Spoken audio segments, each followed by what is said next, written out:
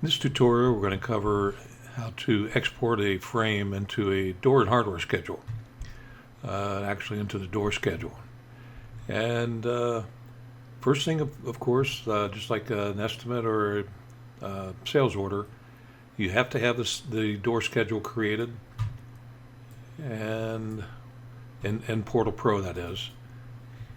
And we're going to use this job here. These two frames, 16 and 17, you can see they're in elevation C. They're the only two using that elevation. And the frame is blank, and it doesn't matter even if there was a frame already here. When we export from frame detail, it will overwrite whatever is already in here.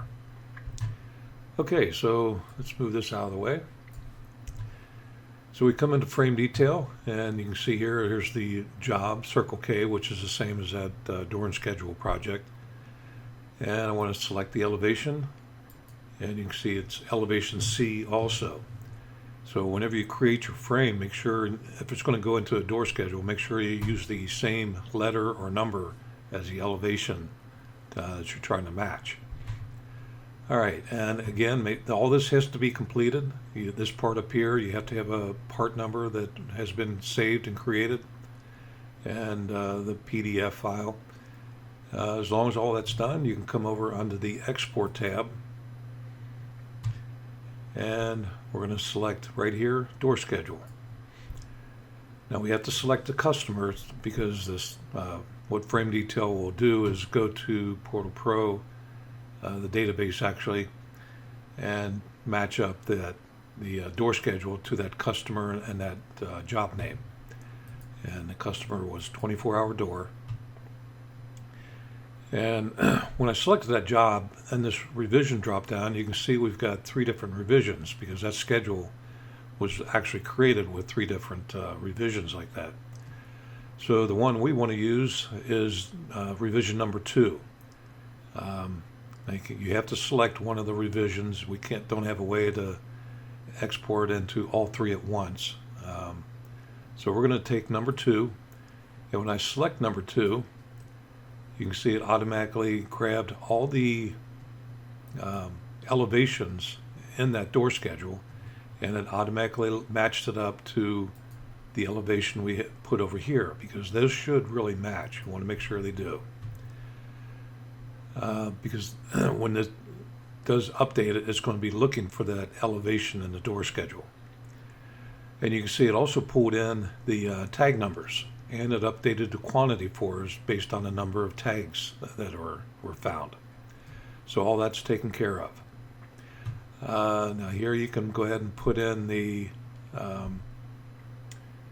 markup, and of course, like if you choose contractor or any one of the first 5, it will load a pre-built markup value. But if you want this to go in with a special markup, choose special and enter the markup that you want to use. And that way, when it goes into the door schedule and later on you want to send it to an estimate or something like that from the door schedule, it'll already be there. And of course, if you're getting special pricing on this project from the vendor, which in this case was Steelcraft, then you want to enter whatever your multiplier is. You want to select special. Otherwise, just leave this blank, and it'll just use the standard markup that's already been built. And down here, you want to go ahead and leave that checked. Include tag numbers as note. That's not really applicable to door schedule. It's more for estimate or sales order, but you don't have to worry about it. It doesn't even look at it. And whether or not the job is taxable.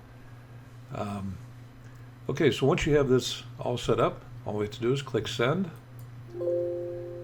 And it tells us right away that the door schedule has been updated. We say OK. So we come back over here, maximize this so we can see it. Now, nothing's changed here because it doesn't update in real time.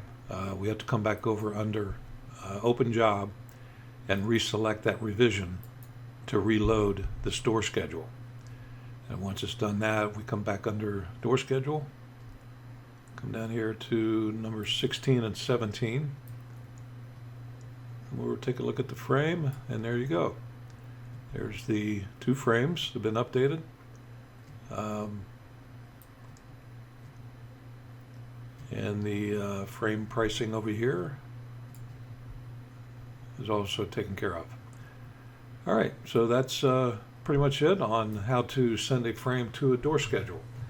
And now when you get around to creating your cut sheets, it'll use that cut sheet that was created in the frame detailing program over here. So it'll know where to go to grab that cut sheet, and it'll include it with all the cut sheets when it creates that file. All right, that's pretty much it. Pretty simple on doing this. If you have any questions or comments, please call or email. We'll be more than happy to help you out. And thanks for listening.